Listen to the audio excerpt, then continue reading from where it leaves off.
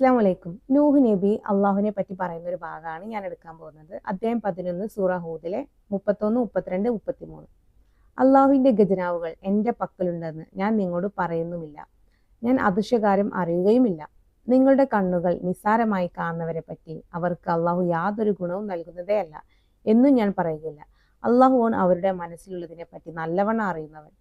അപ്പോൾ അവരെ ദുഷിച്ച് പറയുന്ന പക്ഷം തീർച്ചയായും ഞാൻ അക്രമികളിൽ പെട്ടവനായിരിക്കും. അവർ പറഞ്ഞു, നൂഹേ, നീ ഞങ്ങളോട് തർക്കിച്ചു, വളരെയേറെ തർക്കിച്ചു. എന്നാൽ നീ സത്യവാന്മാരുടെ കൂട്ടത്തിലാണെങ്കിൽ നീ ഞങ്ങൾക്ക് താക്കീത് നൽകിക്കൊണ്ടിരിക്കുന്ന ശിക്ഷ ഞങ്ങൾക്ക് നീ കൊണ്ടുവരൂ.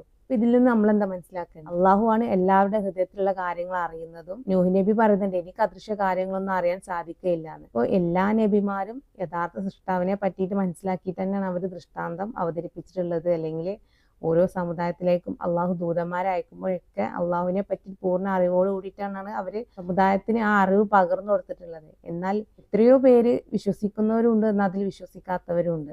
അപ്പൊ അവരിലേക്ക് ശിക്ഷ വന്ന് എത്തിയിട്ടുമുണ്ട്.